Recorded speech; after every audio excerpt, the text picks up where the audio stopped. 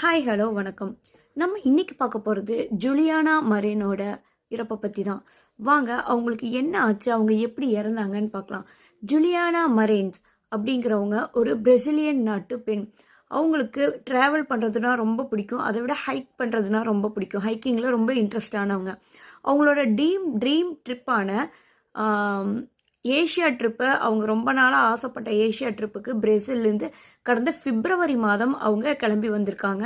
Brazil நாட்டை சேர்ந்த Juliana மரியன்ஸ்க்கு dream ட்ரிப்பே ஏஷியாவை போய் சுற்றி பார்க்கணும் தான். நம்மளுக்கெல்லாம் இப்போ எப்படி ஃபாரின்னெல்லாம் போய் யூரோப் போய் சுற்றி பார்க்கணுங்கிற மாதிரி அவங்களுக்கு ஏஷியா போகணுன்னு ஆசை. அதே மாதிரி கடந்த பிப்ரவரி மந்த் அவங்க பிரேசில்லேருந்து கிளம்பியிருக்காங்க ஏசியா ட்ரிப்புக்கு. ஜூலியானா ஒரு இன்ஸ்டாகிராம் இன்ஃப்ளூயன்சர். அவங்களுக்கு 4.5 லட்சம் ஃபாலோவர்ஸுக்கு மேலே இன்ஸ்டாகிராமில் இருக்காங்க. அவங்களோட ஃபோட்டோஸும் அழகழகாக ட்ராவல் ஃபோட்டோஸ் தான் ஃபுல்லாக, ட்ரெக்கிங் ஃபோட்டோஸ் தான் ஃபுல்லாகவே அவங்க இன்ஸ்டாகிராம் பக்கத்தில் இருக்குது. ரொம்ப அழகாகவும் இருக்காங்க, ரொம்ப அழகான பெண்மணியாகவும் இருக்காங்க.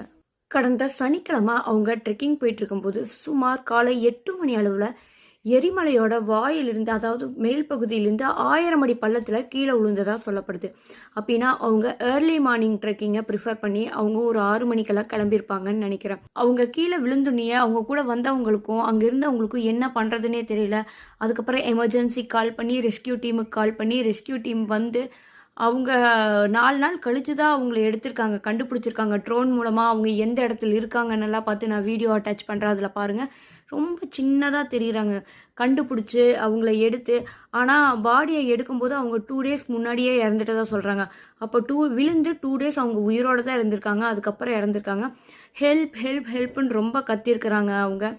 பட் ரெஸ்கியூ டீம் சொல்கிறாங்க, வெதர் ப்ராப்ளம்னால கரெக்டாக எங்களால் எந்த ஹெல்ப்பும் கரெக்டான டைமில் கொடுக்க முடியல அப்படிங்கிறாங்க.